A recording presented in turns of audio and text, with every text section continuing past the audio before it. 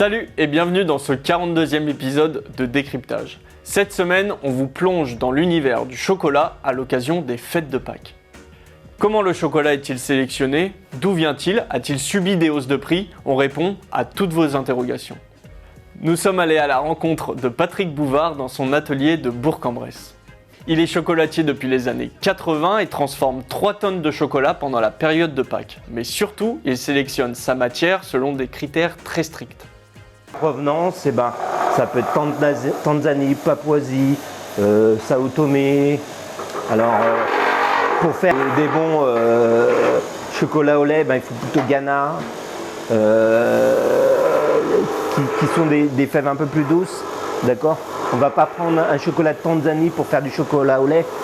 L'inconvénient, c'est qu'il sera acide. Dès qu'on est sur du Madagascar, de Tanzanie, ça sera des chocolats acides. On a plein d'origines différentes.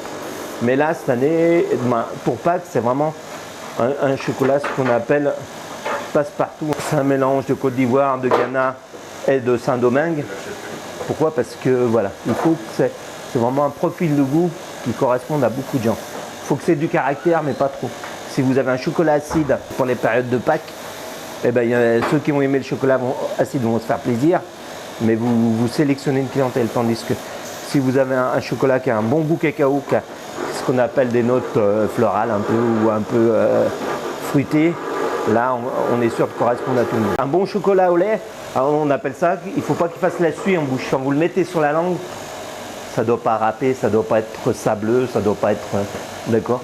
Et puis surtout, vous allez reconnaître un mauvais chocolat au lait, c'est quand vous avez envie, quand vous en avez mangé 2-3, et puis que vous avez envie de boire un verre d'eau.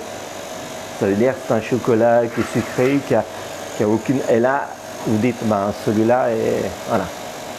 Alors par contre, les industriels jouent avec le pourcentage de cacao.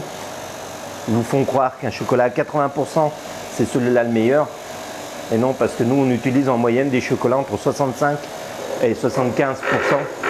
C'est vraiment les plus forts, mais la moyenne, elle est plutôt à 65-70. Les fêtes de Pâques représentent un tiers de son chiffre d'affaires annuel, mais cette année est très particulière. Le prix du chocolat a connu une augmentation de 11%, à laquelle il faut ajouter la hausse des prix de l'énergie. Résultat, le chocolatier a dû répercuter l'inflation sur les prix de ses produits en boutique de 4%.